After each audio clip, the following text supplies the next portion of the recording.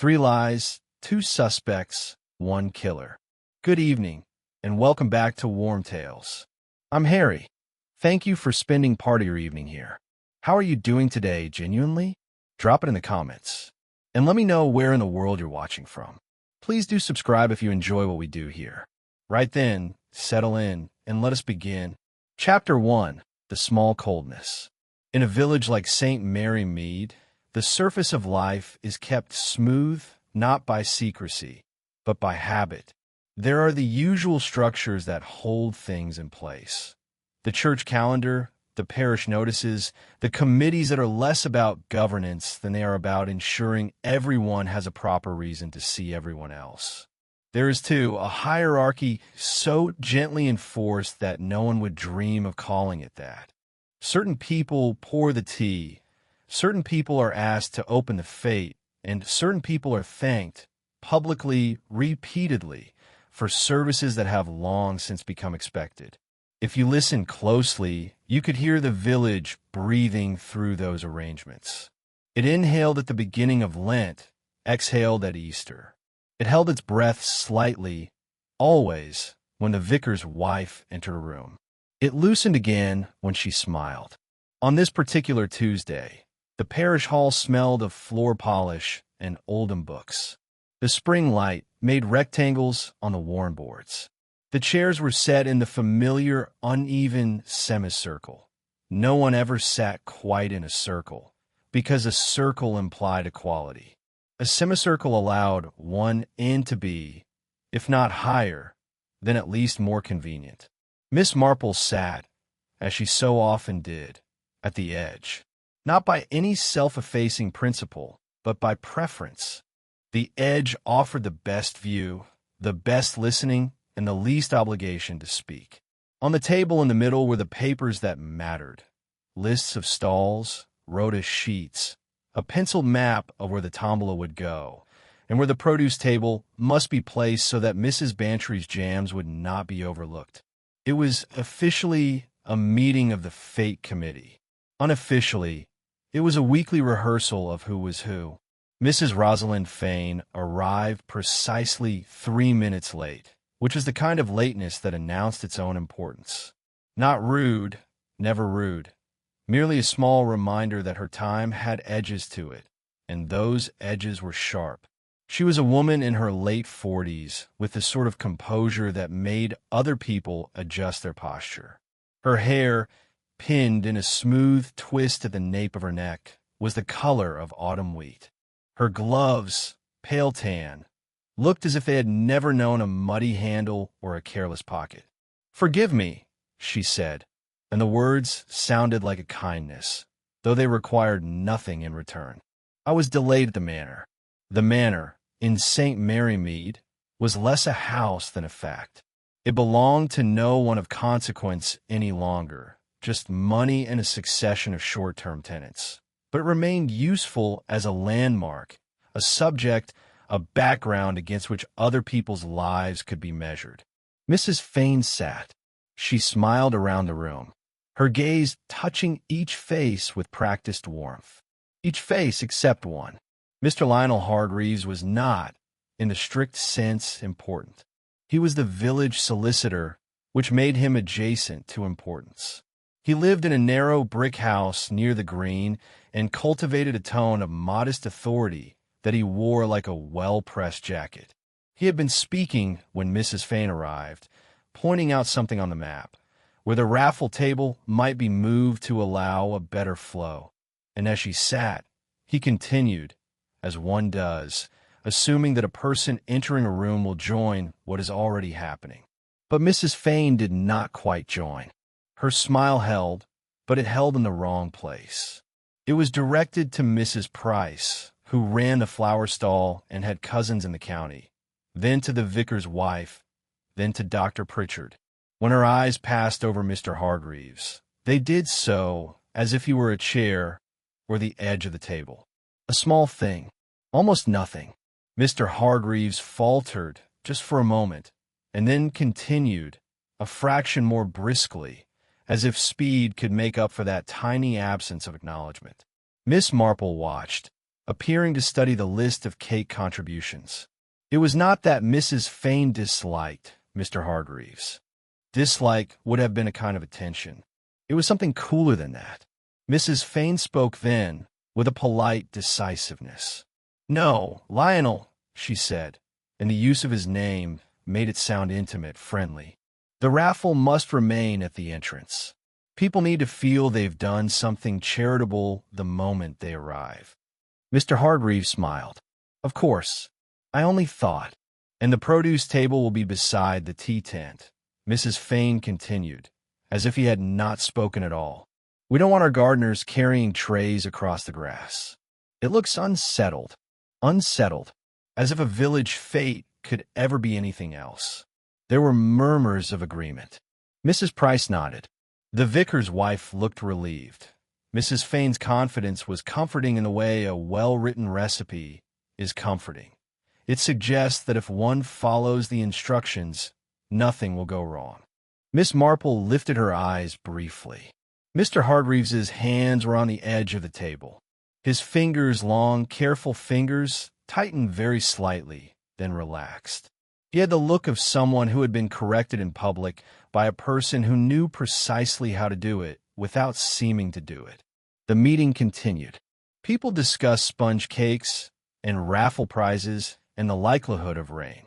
Mrs. Fane laughed at precisely the right moments, and her laugh carried the faint suggestion that she was amused by people as much as with them. She was generous, too. She offered to donate an extra bottle of sherry for the raffle. She offered to speak to the manor's current tenant about lending trestle tables. She offered, in short, to be seen offering. And all the while, she did not look at Lionel Hargreaves. When the meeting ended, people stood and gathered their bags and made small promises. "I'll bring jam jars, I'll ask my cousin about bunting," and drifted out into the mild afternoon. Mrs. Fane paused by the door, her hand on the latch, and turned. "Jane," she said, finding Miss Marple with effortless grace, "will you be coming on Saturday? We shall so need your eyes on the produce judging. You always notice the little faults." Miss Marple smiled. "Oh, yes, ich shall come." Mrs. Fane's smile brightened. "Splendid. And do bring whatever you've been making in your greenhouse." "I'm afraid my tomatoes are not much to boast of," Miss Marple said, "but I have a few nice herbs." "How delightful," Mrs. Fane said, and her voice made herbs sound like a contribution to civilization. Then she left. Miss Marple remained a moment longer, watching the door. A small coldness, a tiny withdrawal, nothing that could be called a quarrel, nothing that could be remarked upon without seeming fanciful. And yet, in the village, coldness did not appear without cause. Like a patch of soil that suddenly refused to take seed, it suggested something beneath the surface that had begun to turn. Miss Marple walked home slowly, her mind quiet, her face mild. At her gate, she paused, as she sometimes did, to look down the road. A cat crossed, tail high. The hedges were beginning to thicken with spring. It was only when she was inside, when she had set the kettle on, that she allowed herself to think directly of it. Mrs. Rosalind Fane had not looked at Lionel Hargreaves, and Lionel Hargreaves had looked, just once, as if he knew it mattered. Miss Marple poured the tea, and, as the water darkened, she thought, without urgency, without drama, of something she had once seen at a Women's Institute luncheon years ago, a woman smiling too steadily while her sister spoke, as if the smile were a lid held down on a boiling pot. It was not, Miss Marple reflected, that one should be suspicious of smiles. One must have smiles, after all, as one must have salt.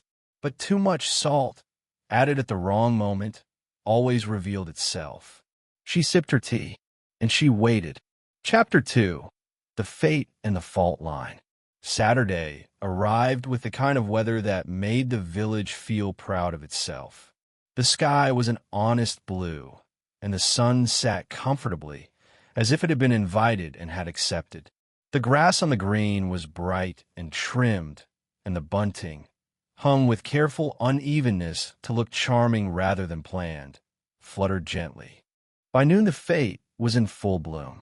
The hierarchy arranged itself, as it always did, in small visible ways. Mrs. Price's flower stall was closest to the tea tent. The vicar stood near the entrance, greeting people as though welcoming them into his own sitting room. Dr. Pritchard moved among the crowd with a professional smile that meant he was always half-working. Mrs. Rosalind Fane, in a pale blue dress that made her look like a well-painted china figure, took her place near the stage. She was, officially, the person who would say a few words and declare the fete open. The fact that the vicar might have done so was never considered. The vicar could bless. Mrs. Fane could open. Miss Marple arrived quietly, her hat pinned with modest care. She carried a small basket, her herbs wrapped in damp cloth. She placed them on the produce table with a nod to Mrs. Hart, who was guarding it like a dragon guarding treasure. "Oh, Miss Marple," Mrs. Hart said, inspecting the bundle. "Lovely, lovely. You always do things properly." Miss Marple smiled. "Oh, I do my best." Then she moved away, allowing the herbs to speak for themselves. She drifted near the tea tent, not to cue, not yet, but to stand in the shadow of its awning and look. One does not need to stare in order to see. In fact, staring is the worst way to see anything. It makes people aware. They adjust. They perform. Miss Marple watched while appearing to study the Victoria sponges. Mrs. Rosalind Fane stepped onto the stage with a neat confidence. She held no notes. She did not need notes. Her speech was the sort that seemed spontaneous, but had been rehearsed in the mirror of her mind. "Such a joy," she said, "to see St. Mary Mead together again, as we always are, supporting one another, supporting our dear church, and celebrating the season." People clapped at the appropriate moment. Mrs. Fane smiled, and the smile moved like sunlight across her face. She spoke of community. She spoke of tradition. She spoke, briefly, deftly, of the funds needed for roof repairs. And then she did a thing that seemed, to everyone else, generous. She called Lionel Hargreaves up onto the stage. "Lionel," she said warmly, "has been invaluable in advising us about the legal aspects of the church trust. We are so fortunate to have him." The applause was polite, slightly startled. Lionel Hargreaves climbed onto the stage, looking as if he would rather have climbed a fence. He stood beside her. He smiled. He inclined his head. Mrs. Fane placed a hand lightly on his arm. To everyone watching, it looked like gracious acknowledgement. To Miss Marple, watching from the edge, it looked like something else. It looked like control. Mrs. Fane's fingers rested where they could be seen, and her hand was just firm enough to guide, just gentle enough to be read as affection. Lionel Hargreaves spoke briefly, thanking the committee, praising the village, saying some small joke about how my role is merely to keep you all from inadvertently breaking the law, which made people laugh. Mrs. Fane laughed too, a fraction longer than necessary. Her eyes remained on his face, attentive, admiring. But there was a seam in it. It was in the timing. The way her laughter came a heartbeat too late, as if she were copying the expected reaction rather than feeling it. The way her gaze, though steady, did not soften. Miss Marple thought, quite clearly, a sentence that had formed itself in her mind like steam rising from a pot. The performance of concern that strikes its audience as slightly off is almost always worth examining. After the speeches, the fete spilled into its proper rhythm. Children ran with sticky hands. The tombola bell rang. The smell of sausages and onions drifted. Miss Marple moved from stall to stall with the mild purpose of a person doing what everyone expected her to do. At the cake table, she encountered Mrs. Bantry, who was leaning inconspiratorially over a tray of lemon drizzle. "Jane," Mrs. Bantry murmured, "do you know, I think Lionel Hargreaves looks dreadfully thin." Miss Marple glanced toward the green. Lionel stood near the raffle table, speaking to Dr. Pritchard. His shoulders were slightly hunched, as if the day weighed more than it should. "He has been busy," Miss Marple said. "Yes, but it's not only that. He looks, I don't know, as if he doesn't sleep.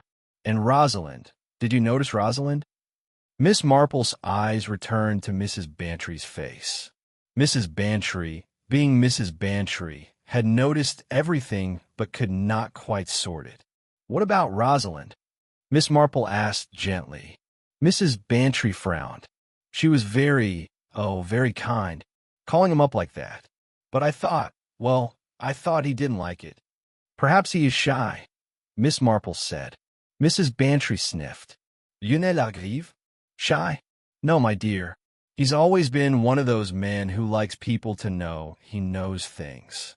Miss Marple smiled. "Some men do." Mrs. Bantry moved away, distracted by a woman who had approached with a question about jam judging. Miss Marple wandered to the tea tent at last.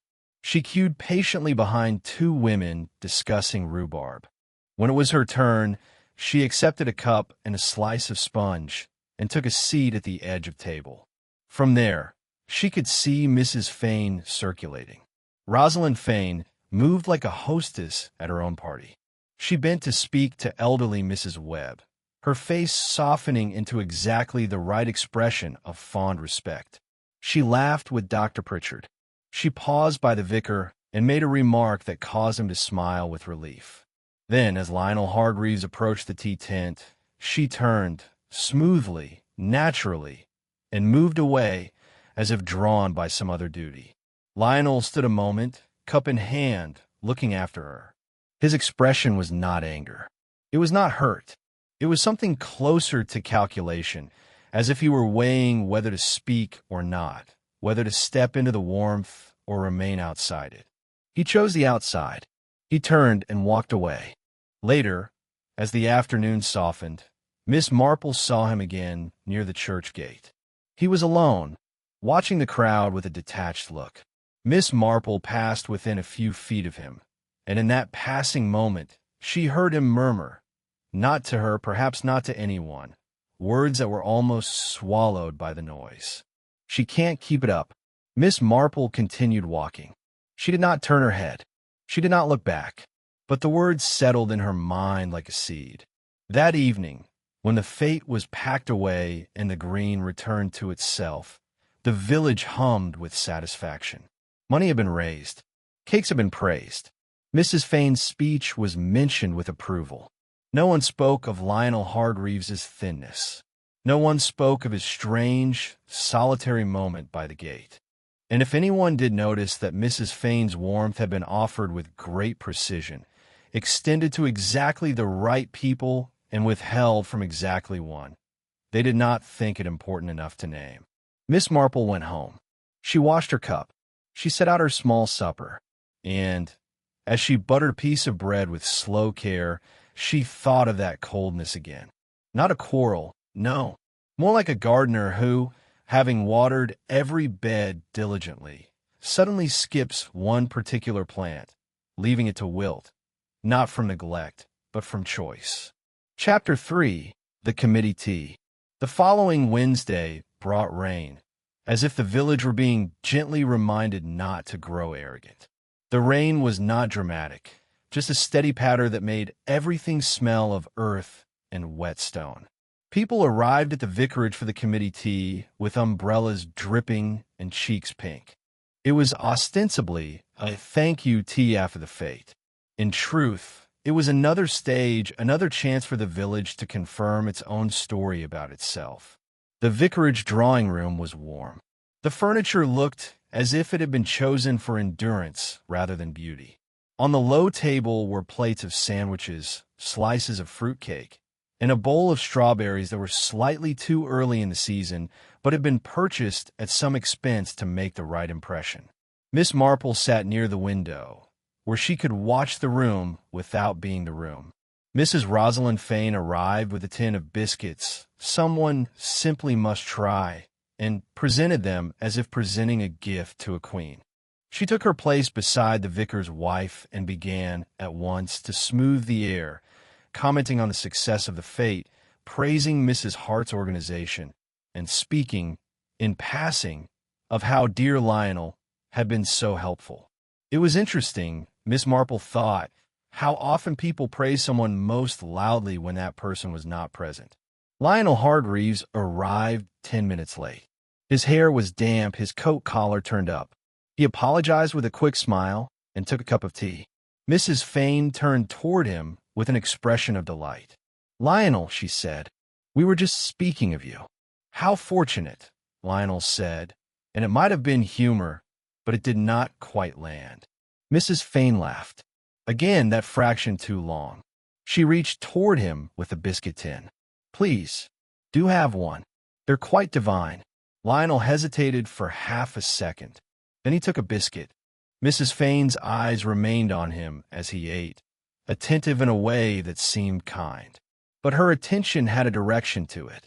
It was not, Miss Marple realized, concern. It was measurement. When Lionel set his tea down, Dr. Pritchard approached. "Lionel," the doctor said lightly, "you look as if you've been burning the midnight oil again." Lionel's smile tightened. "Work doesn't do itself." Mrs. Fane leaned in, her voice soft. "You must take care, Lionel. Your health matters to the village." There was again the performance of concern, precise and public. Lionel looked at her.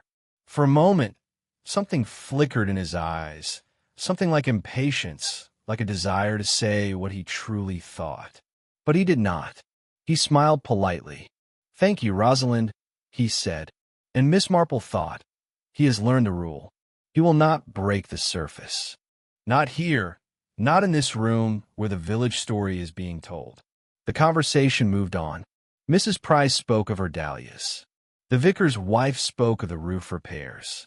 Mrs. Bantry, arriving late, spoke of how terribly clever the children had been in the sack race. Miss Marple sipped her tea and watched. Rosalind Fane moved through the afternoon like a woman arranging flowers, placing compliments here, sympathy there, a laugh in exactly the right spot. But always, Lionel Hargreaves was managed.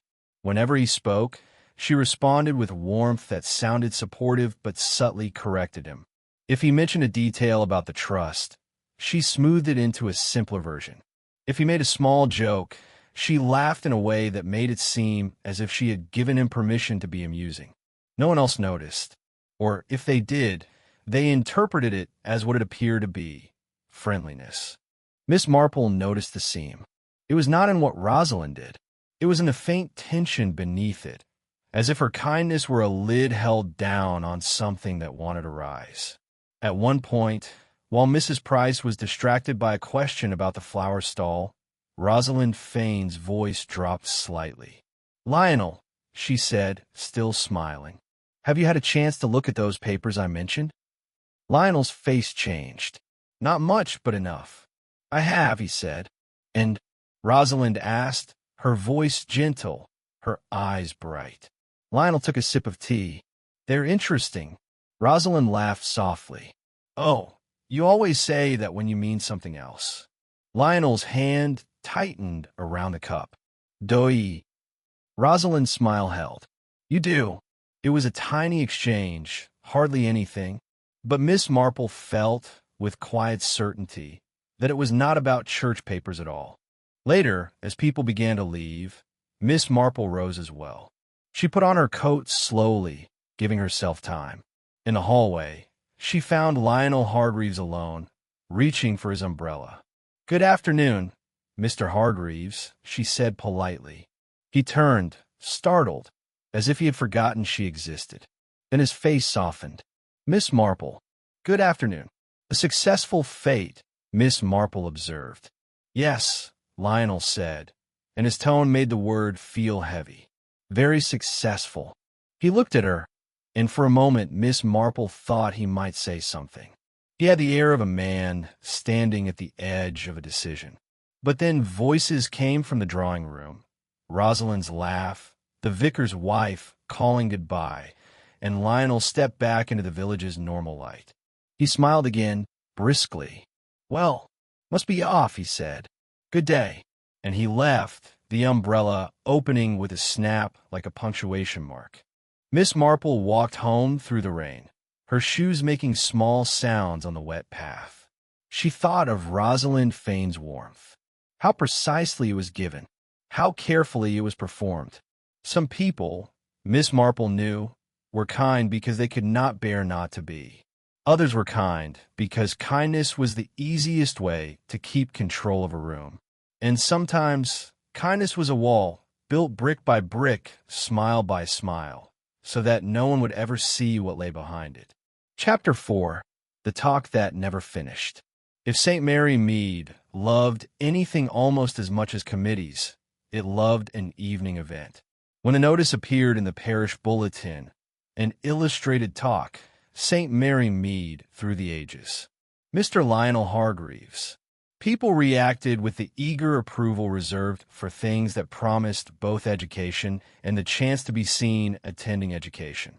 The talk was set for Friday evening in the parish hall. Chairs were arranged in rows. A borrowed projector was balanced precariously on a table.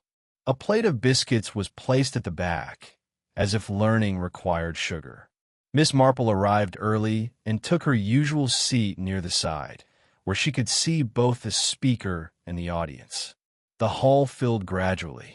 Mrs. Bantry arrived, rustling, and whispered to Miss Marple about how Rosalind is wearing pearls. Can you imagine? For a village talk, Mrs. Rosalind Fane did indeed arrive wearing pearls. She sat near the front with the vicar and his wife, her posture straight, her expression attentive. It was the face of a woman who valued history because it was respectable to value it. Lionel Hargreaves arrived last, carrying a folder and looking unusually pale. He set up the projector with brisk movements. He cleared his throat. "Good evening," he began. His voice was clear enough, but there was a tightness beneath it, as if his body were doing extra work simply to stand. He began to speak of the village's origins, old maps, old names, the way the green had once been common land. People listened with polite concentration. Some people, like Mrs. Hart, looked as if they were trying to memorize facts to repeat later. Miss Marple watched Lionel as much as she watched the slides. He was nervous, not about speaking, but about something else.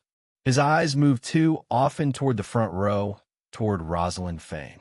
Rosalind sat with her hands folded in her lap, her head slightly tilted, the picture of interest. Every so often she smiled, as if encouraging him to continue. It was a beautiful performance, calm, supportive, present.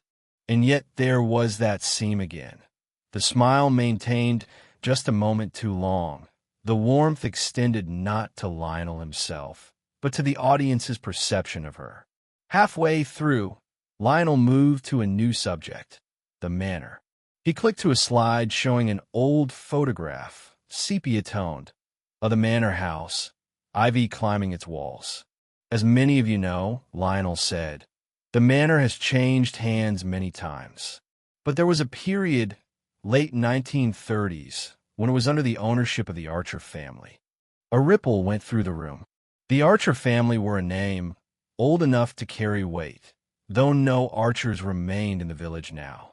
Lionel continued, there are records that suggest certain arrangements were made in that period.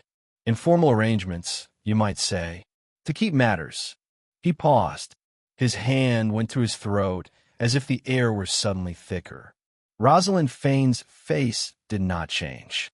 Not visibly, but Miss Marple saw the slightest tightening at the corner of her mouth, as if a thread had been pulled. Lionel swallowed. To keep matters, he repeated, tidy. There was a soft laugh from someone in the back. Lionel's gaze flicked toward the laughter, then back to his notes. He seemed to gather himself. I only mention it, he said, because it affects, indirectly, certain documents relating to the church land. Rosalind leaned forward a fraction, her eyes bright. Lionel clicked to the next slide, an old map. And then, quite suddenly, his voice stopped.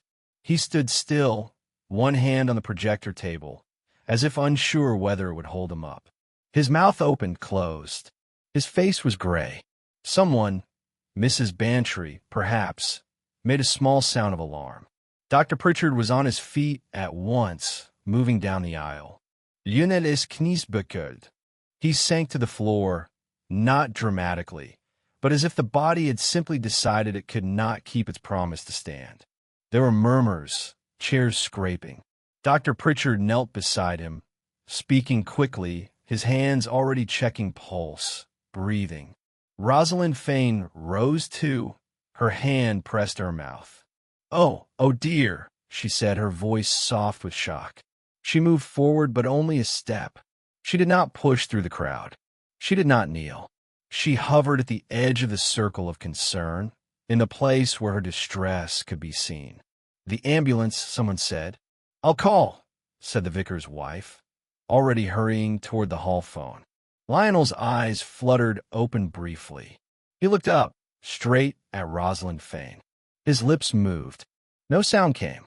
Then his eyes closed again. Dr. Pritchard looked up sharply. Everyone give him space. Rosalind's hand trembled slightly against her cheek. A perfect detail, Miss Marple thought, a tremor that would convince anyone watching that she cared. But Miss Marple was watching in a different way. Rosalind's eyes were fixed on Lionel's face, not with fear for him, but with something closer to calculation, as if she were listening for words that might escape. The ambulance came. Lionel was carried out on a stretcher. People stood in the wet air outside the hall, watching as the doors closed. A week earlier, a village talk would have been the evening's highlight. Now it was a collective shock. People drifted home, speaking in low voices. Miss Marple walked beside Mrs. Bantry for a little way. "Do you think he's had a stroke?" Mrs. Bantry whispered. "I don't know," Miss Marple said. At home, later, after a restless night for many, the news came. Lionel Hargreaves had died in hospital just before dawn.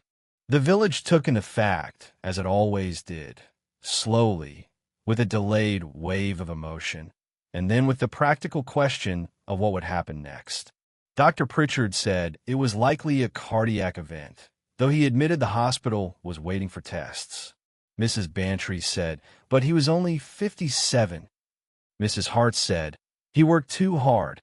Rosalind Fane sent flowers to the house. A tasteful arrangement, pale lilies and greenery, as if grief itself should be arranged properly. And in the midst of the sadness, the village began, without meaning to search for an explanation that fit. A sudden death, after all, was unsettling. Like a loaf that collapses in the oven for no visible reason, it suggested something unseen that had gone wrong. Miss Marple attended the funeral, as one did. She sat behind Rosalind Fane, who wore black with the elegance of a woman who knew how to be mournful in public. Rosalind's shoulders shook at the right moment. Her handkerchief was held delicately to her eyes. And yet, Miss Marple noticed that Rosalind never once wiped her nose. It was a small thing, a detail most people would never consider. But real grief, Miss Marple knew, was messy. It made one careless. Performance did not. Chapter 5, 2 Suspects and a Village Story. After Lionel Hargreaves' death, St. Mary Mead did what it always did with tragedy. It placed it carefully into narrative. A memorial tea was arranged in the parish hall. People brought cakes, as if sugar could soften loss. The vicar spoke of Lionel's service to the village. The vicar's wife spoke of Lionel's quiet dedication. Rosalind Fane sat at the front table, receiving condolences like a monarch receiving petitions. Miss Marple sat at the side, her hands folded, her eyes gentle. The police came, too, not in dramatic fashion, but quietly, with the politeness of men who understood that in villages, one must not disrupt the ritual more than necessary. The coroner had ordered a post-mortem. Dr. Pritchard had been asked questions. There were, it turned out, traces of digitalis in Lionel's system. Digitalis, a medicine, certainly. Also a poison, if misused. The village absorbed this with a thrill of unease. Poison belonged in the village mind to foreign places and novels. It did not belong to parish hall talks and memorial teas. Two names began to circle in conversation, not openly, not at first, but they surfaced like oil on water. The first was Dr. Pritchard. After all, he understood medicines. He had been there when Lionel collapsed. And people remembered, with a chill, Lionel had been speaking about the Archer family and arrangements. Dr. Pritchard, some said, had always been close to Rosalind Fane. Too close, perhaps. Was there some secret there? Some motive? The second was Simon Lark, the young gardener employed at the manor. Simon was a quiet young man with rough hands and a steady manner. He lived in a small cottage at the edge of the village and was known chiefly for keeping the manor's grounds neat. He also, inconveniently, grew foxgloves in the manor borders because the current tenant liked a wild cottage look. Foxgloves, the plant from which digitalis is derived, and Simon, villagers whispered, had had a disagreement with Lionel months ago about a boundary dispute near the manor's hedge line. Lionel had taken the tenant's side, which in village terms meant Simon had been publicly corrected. In the days after the funeral, Miss Marple attended two ordinary gatherings, as she always did. First, a church cleaning morning. Women in aprons wiping pews and polishing brass while speaking of grief as if it were another item on the rota. Second, a small afternoon at Mrs. Price's house, where Mrs. Price was demonstrating how to make lemon curd properly, not too sharp, and for heaven's sake don't let it catch. At both gatherings, Miss Marple watched Rosalind Fane.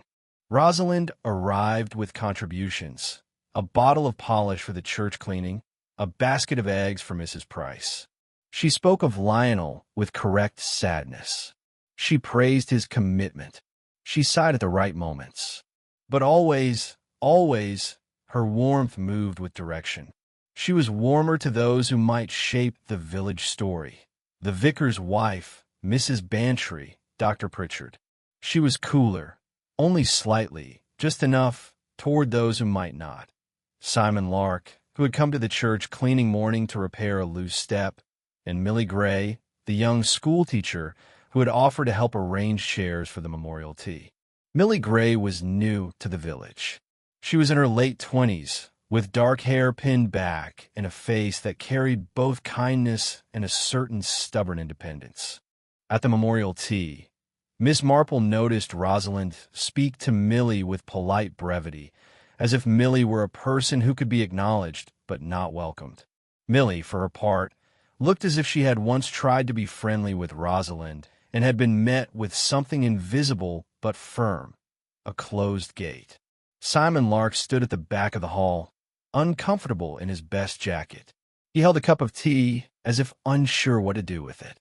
Rosalind Fane approached him near the end, when enough people were watching. "Simon," she said gently, "how kind of you to come." Simon nodded. "He helped me once." Lionel did. Rosalind's smile softened. "Yes, he was always helping." She placed a hand briefly on Simon's arm. Light, fleeting.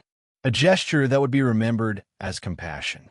Then she moved away, leaving Simon blinking, as if he had been touched by something cold.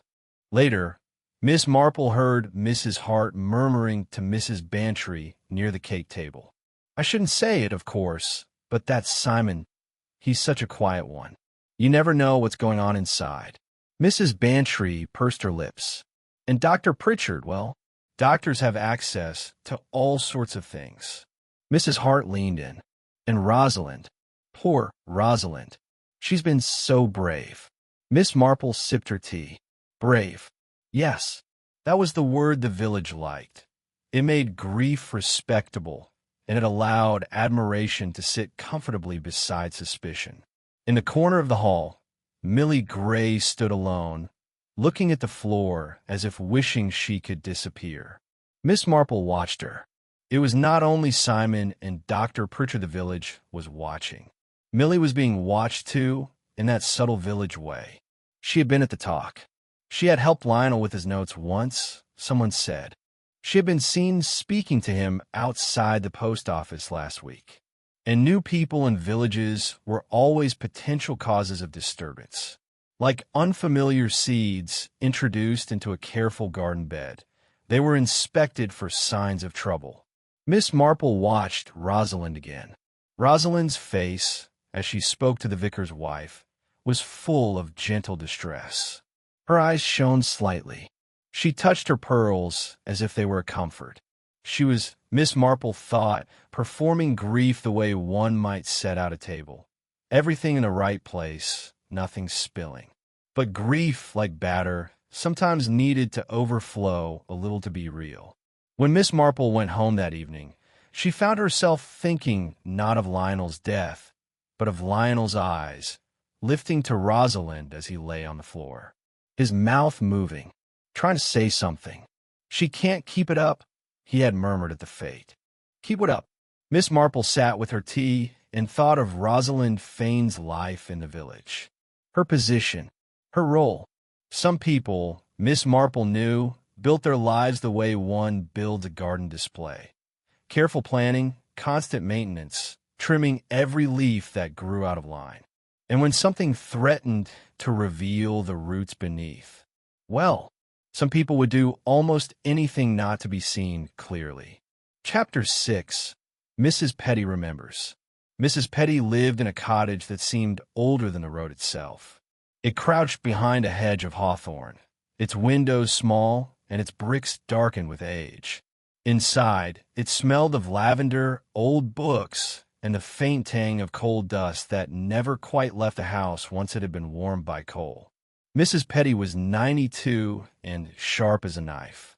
Her hearing was not what it had been, but her mind was.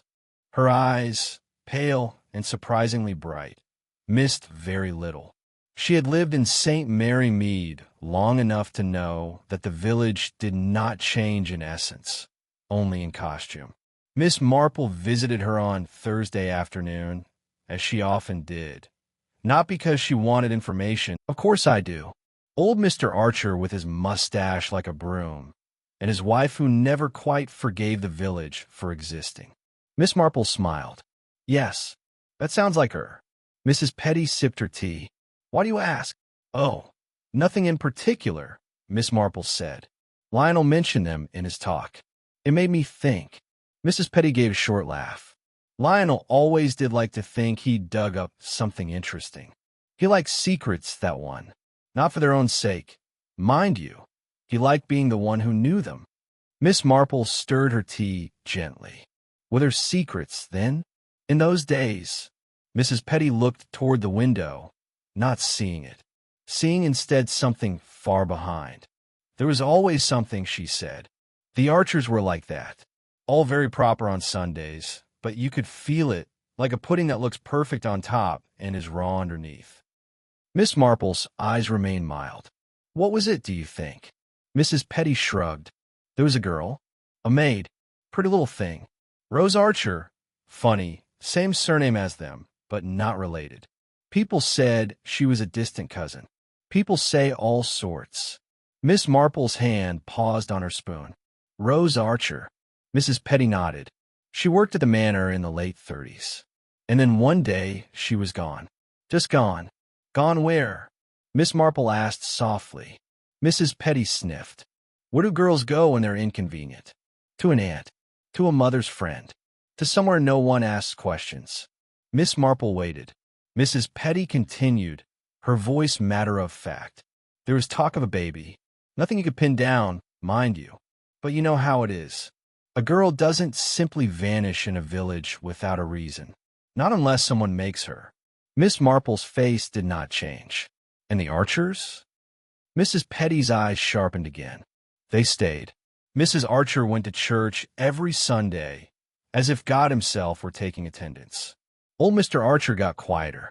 Then the war came, and people had other things to think about." Miss Marple nodded slowly. "And Rose Archer never returned." "No," Mrs. Petty said, "but that doesn't mean she didn't come back in other ways." Miss Marple's voice was gentle, almost idle. "Do you remember Mrs. Rosalind Fane as a girl?" Mrs. Petty blinked, surprised. Rosalind? Well, she wasn't from here originally. Came after she married that first husband of hers.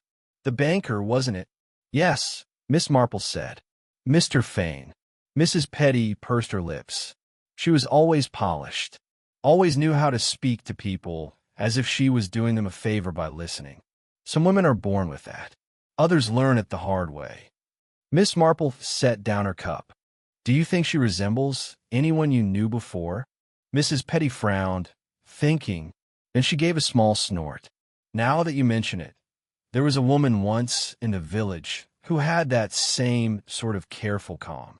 Kept herself so tidy you never saw her sweat. And everyone thought she was so composed. But I always thought, well, it must have taken effort. Effort like keeping a garden bed free of weeds. You pull and pull, but they always come back. Miss Marple smiled faintly. Yes. Mrs. Petty looked at her suddenly, eyes sharp. You're thinking something, Jane. Miss Marple's smile remained mild. Oh no, I was only remembering. Mrs. Petty leaned back, satisfied. She did not press. Old women who have lived long enough know when questions are not really questions, but doorways. When Miss Marple left, the rain had stopped. The road glistened. The hedges looked washed clean. Miss Marple walked home slowly, her steps measured. Rose Archer, a vanished maid, a baby whispered about. Lionel Hargreaves had been speaking of arrangements and keeping matters tidy. Rosalind Fane, polished, composed, careful. Miss Marple's mind did not rush. It did not dramatize. It merely began, quietly, to arrange facts the way one might arrange ingredients on a kitchen table before cooking. Not yet mixing them, just placing them where one could see them. Chapter 7. Miss Marple thinks interior. So there it is. The way a village keeps its secrets is not by silence, but by noise, by the constant chatter of ordinary things, which covers the softer sounds beneath. If one listens only to what is said aloud, one hears nothing. If one listens to what is avoided, one hears everything. Lionel Hargreaves had been avoided by Rosalind Fane in public and managed in private. Managed with warmth, with praise, with concern arranged like flowers in a vase. Managed so that he could not speak freely without seeming ungrateful. Managed so that if he were to say something sharp, the village would think him unkind. Why manage him at all? Why not simply ignore him? Because ignoring is dangerous when the ignored person knows something. One must keep such a person close enough to watch, close enough to control, but not close enough to be threatened. That hand on his arm at the fate. Not affection, a claim, a reminder. You are here because I allow you to be here.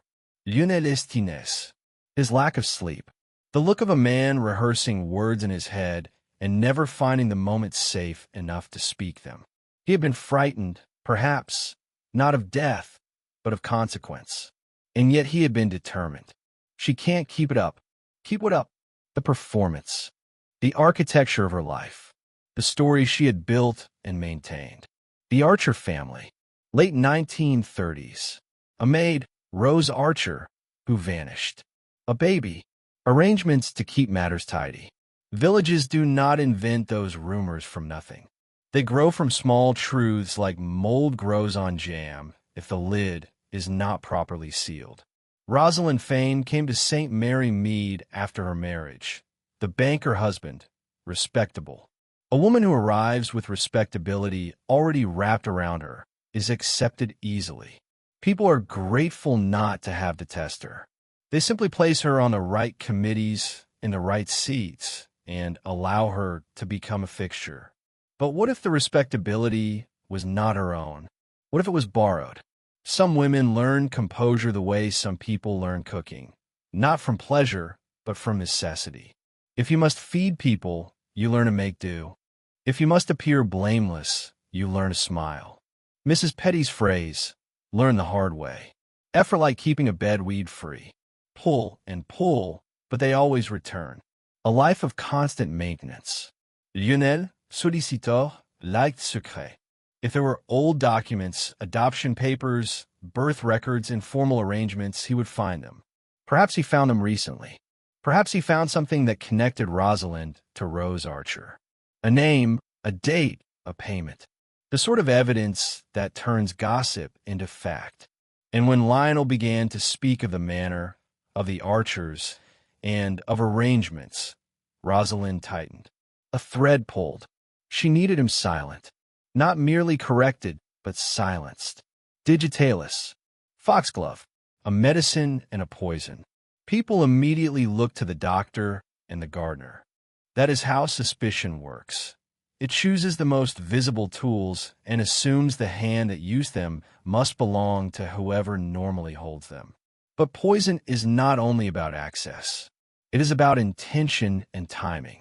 Lionel collapsed in the hall while speaking. The poison must have been in him already, working quietly, not instant but steady. He had tea before the talk, perhaps, or earlier in the day. He had biscuits at the vicarage. Rosalind offered him biscuits. Watched him eat. Measured. A woman who offers a biscuit tin can offer many things. A small dusting of powder on a biscuit's edge. A drop of something brushed onto the underside.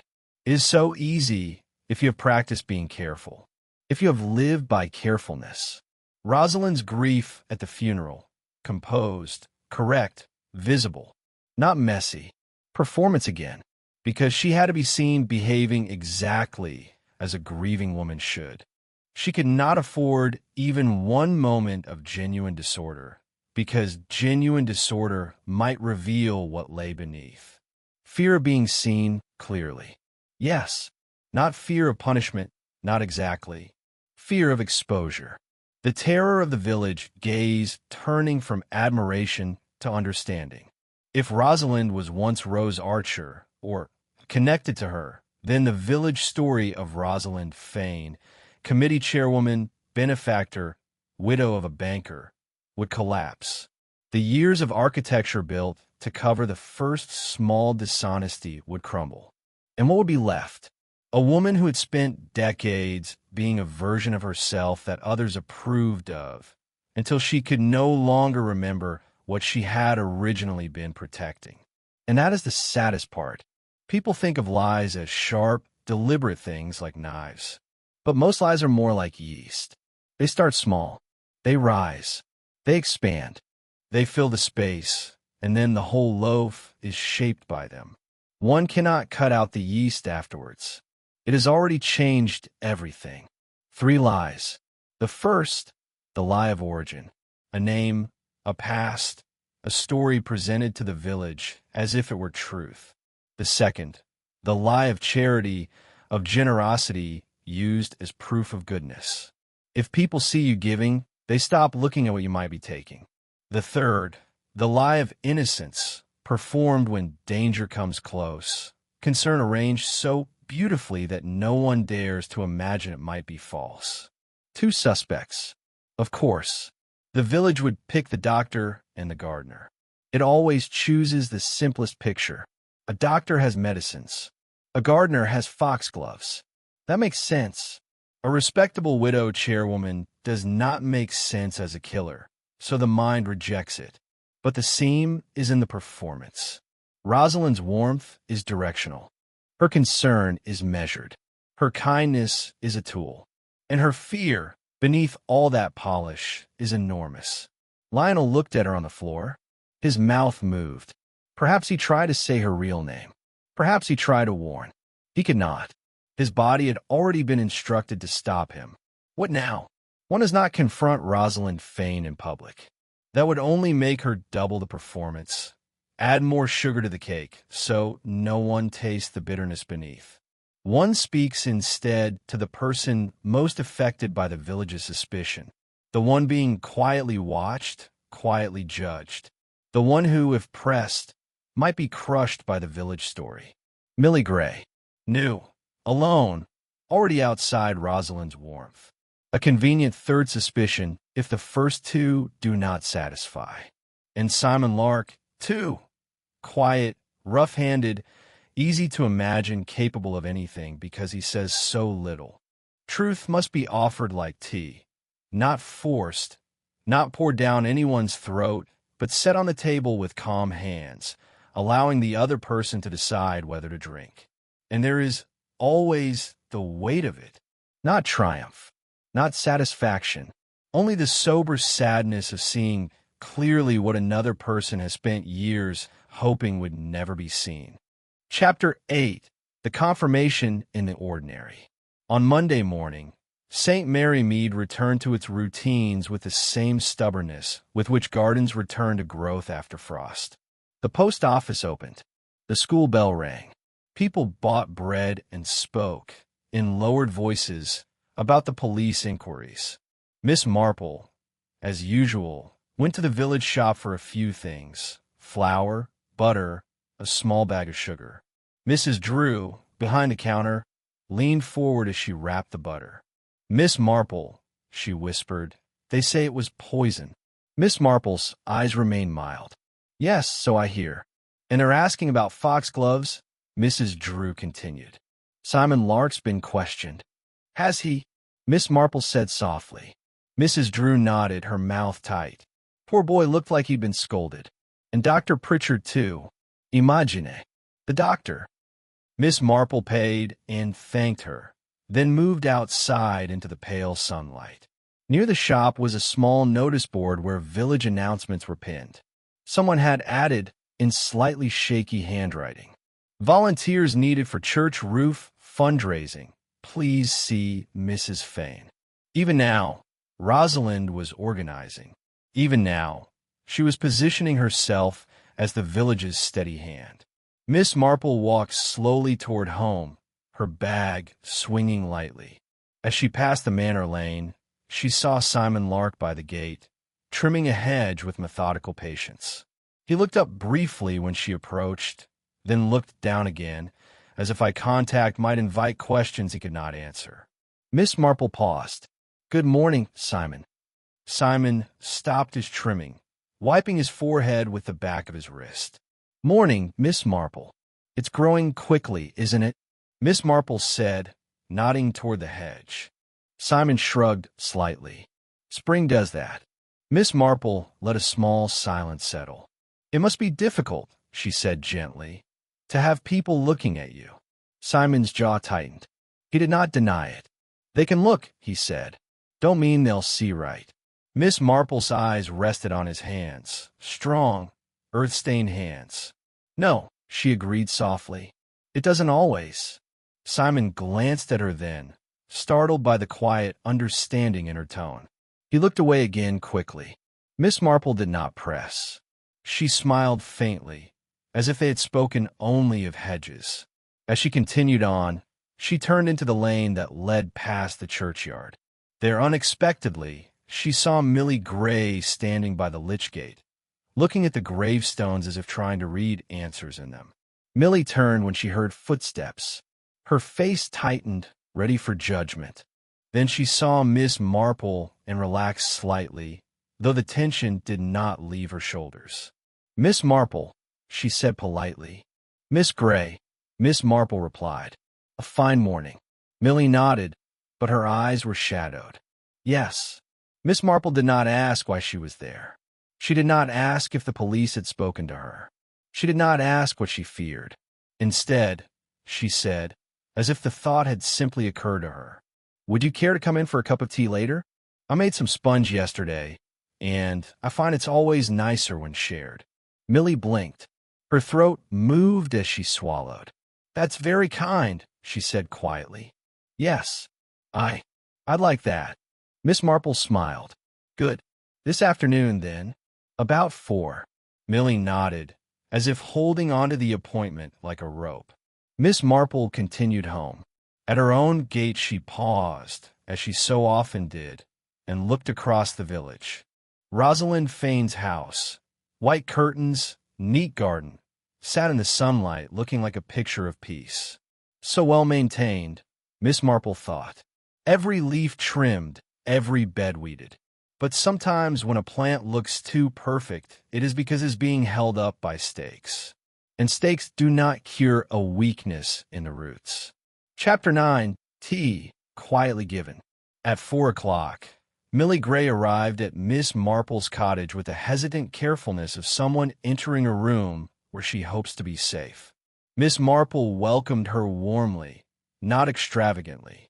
Warmth, when given with gentleness, does not feel like a performance. It feels like a blanket laid over cold shoulders. They sat in the sitting room. The teapot steamed. A plate of sponge cake sat between them, the top lightly dusted with sugar. Millie held her cup with both hands. "I'm sorry," she said suddenly. "I don't know why I'm here, really. I do know, because you asked, but it feels indulgent. When everyone else is, well, talking," Miss Marple supplied, her voice mild. Millie's mouth tightened. "Yes, talking." Miss Marple poured more tea into Millie's cup without asking, a small practical gesture. "People talk because it makes them feel useful," Miss Marple said. "Like stirring a sauce when one isn't sure it will thicken. It feels like doing something." Millie gave a small, strained laugh. "They're talking about Simon and Dr. Pritchard." And she stopped. "And you," Miss Marple said quietly. Millie's eyes filled suddenly, as if the word had pierced something she had been holding together. "I didn't do anything," she whispered. "I hardly knew Mr. Hargreaves. He came to the school once to talk about careers. He was kind. That's all." Miss Marple nodded. "Yes." Millie looked down at her tea. "Mrs. Fane doesn't like me," she said, the words coming out in a rush, as if once begun they could not stop. "I don't know why. When I arrived, I tried. Everyone said she was so welcoming, so helpful. I went to her once to ask about the best way to join the committees because I thought that's how it's done here. She smiled at me and told me the children needed me more than village nonsense. She made it sound kind, but it wasn't kind. It was like being shut out politely." Miss Marple's eyes softened. "Yes, there are many ways to close a door." Millie swallowed. "And now, after Lionel died, she's been so sympathetic. She came to the school and asked if I was coping with the shock. She touched my arm. She looked into my eyes. Everyone saw, and everyone thought she was wonderful. And I felt sick." Miss Marple sipped her tea. "Miss Gray," she said, "may I tell you something?" Millie looked up, wary. "Yes." Miss Marple's voice was gentle, unhurried. "I believe Mrs. Fane is frightened." Millie blinked. "Frightened? Of what?" Miss Marple paused, as if considering how to put something heavy down without breaking the table. "She is frightened of being seen clearly," Miss Marple said. Millie stared. "I don't understand." Miss Marple took a small piece of sponge, broke it, and ate it thoughtfully. Then she said, "I have watched Mrs. Fane these past weeks. Not because I'm meant to, but because she is always in front of one's eyes in a village. She is very skilled at being what the village expects." Millie's hands tightened around her cup. "Yes, but sometimes," Miss Marple continued, "a performance has a seam. A smile held too long. A kindness offered too precisely. A concern arranged so neatly that it does not quite ring true." Millie's face went pale. "You mean—" Miss Marple said softly, "that Mrs. Fane's concern has been directed, not toward the dead man, not toward grief itself, but toward what people will think of her." Millie's breath caught. "Are you saying she—" Miss Marple did not answer directly. She never did, not in that blunt way. Instead, she offered truth as calmly as one offers a fact about weather. "There was a maid at the manor many years ago," Miss Marple said. "A girl named Rose Archer. She vanished suddenly. There was talk of a baby." Millie's eyes widened. "What does that have to do with—" "Lionel Hargreaves was speaking of the Archer family when he collapsed," Miss Marple said. "He had been tense for weeks. He said, at the fete, that someone could not keep it up." Millie's lips parted slightly. "Mrs. Fane?" Miss Marple's gaze rested on Millie with steady kindness. "I cannot prove anything," Miss Marple said. "I'm not the police. I'm only an old woman who has watched people for many years. but I believe Lionel Hargreaves discovered something about Mrs. Fane's past. Something that would have changed how the village sees her. Millie whispered, and she couldn't bear that. Miss Marple nodded slowly. Fear makes people do strange things, especially when the fear has been fed for a long time. Millie's eyes shone with tears again. But poison is quiet, Miss Marple said. It does not require strength, only care. Millie shook her head, disbelief and horror battling. But everyone thinks Simon. Yes, Miss Marple said gently. And that is why I wish to speak with you. Millie stared at her. Me? Miss Marple reached across and touched Millie's hand lightly. An ordinary human touch, not a performance. You are the sort of person villages can easily blame, Miss Marple said. Because you are new. Because you do not fit their established story. And because Mrs. Fane has, perhaps, ensured you remain slightly outside her warmth. Millie's voice trembled. What should I do? Miss Marple's tone remained calm. You should do what is right for you. If the police ask you questions, answer truthfully. If you're frightened, say so. And perhaps, if you are able, tell them what you have told me. About Mrs. Fane's manner toward you. About her careful sympathy. Millie swallowed hard. They'll think I'm making it up. Because she's Mrs. Fane. Miss Marple smiled faintly. There are many people who look respectable, she said. But respectability is not the same as goodness. It is simply a costume people learn to wear. Millie's shoulders shook slightly. It's awful, she whispered, to think someone could live like that. Always arranging, always controlling. Miss Marple's eyes held a sober sadness. Yes, she said, it is awful. Because one begins with one small dishonesty, perhaps only a name, perhaps only a story told to survive, and then one must build a whole life to protect it. And after years, the life becomes the protection. And the person inside it cannot remember what it would feel like to be plain and true. Millie wiped her eyes, and Lionel found out. Yes, Miss Marple said quietly, and I think he meant to speak. Or to threaten to speak, or perhaps simply to ask for truth. We shall never know, but someone was very afraid. Millie sat very still. Then she said, in a small voice, "Thank you for telling me." Miss Marple nodded. "Would you like another piece of sponge?" Millie gave a shaky laugh. "Yes, please." Miss Marple cut another slice. Life, after all, continued. Tea was poured, cake was eaten, and truth, once placed on the table, did its work quietly, like yeast, rising unseen. Chapter 10. The Quiet Adjustment. It was not dramatic in the end. It rarely is in villages. Drama belongs to the theater.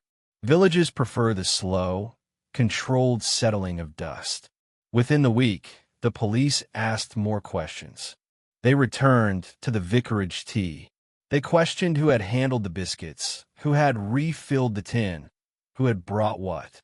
They spoke again to Dr. Pritchard, who was able to explain, firmly, professionally, that digitalis was not something he kept casually to hand, and that Lionel's symptoms did not fit any accidental dosage error.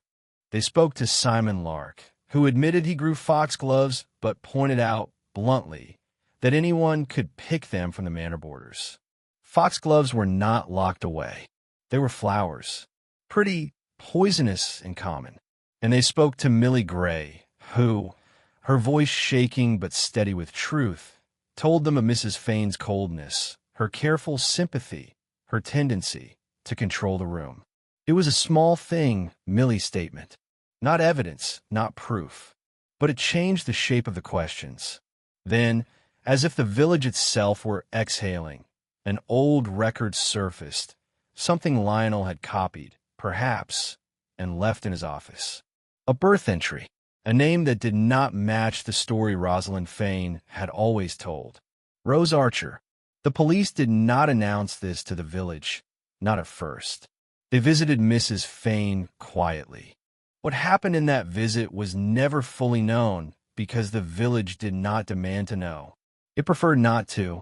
But it was said later, in the soft way rumors become accepted, that Rosalind Fane had gone very pale and very calm, and then had begun to cry in a way that was not arranged at all. Real crying. Messy. Breathless. The kind of grief that does not care who sees. And in that moment, perhaps, she was seen clearly at last. Not as the polished committee chairwoman, not as the benefactor, but as a woman who had spent her whole life terrified of that clarity. She did not fight. She did not scream. She did not collapse theatrically. She simply said, it was reported, I couldn't let it happen. And that was all. Rosalind Fane did not go to court in St. Mary Mead. The village would not have borne it. Arrangements were made. She was taken away quietly, the same way the village removed dead leaves from a path, without ceremony, without commentary, because to stare at decay too long felt indecent. People said, how dreadful, and then changed the subject to roof repairs. Mrs. Hart stopped, mentioning Rosalind's bravery. Mrs. Bantry, over tea with Miss Marple, said softly, Jane, did you know? Miss Marple sipped her tea.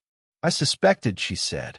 Mrs. Bantry's eyes were wide, but she always seemed so perfect. Miss Marple's gaze drifted, briefly, to the window where her small garden lay, neat but not overly so. Yes, she said. She did. The village adjusted. Millie Gray remained at the school, though for some time she walked through the village feeling eyes on her. But gradually those eyes softened. Villages, for all their sharpness, did have a way of absorbing new truths once they were established. Simon Lark returned to trimming hedges and tending beds, and people began again to greet him without hesitation. Dr. Pritchard continued to make his rounds, his professional smile slightly more guarded now, as if aware how easily suspicion could touch even the respectable. And Miss Marple went on as she always did, attending church, visiting Mrs. Petty, buying flour, making sponge.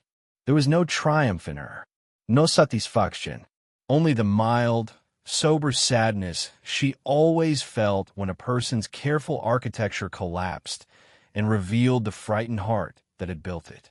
Because Rosalind Fane had not been simply wicked. She had been afraid. Afraid of being seen clearly.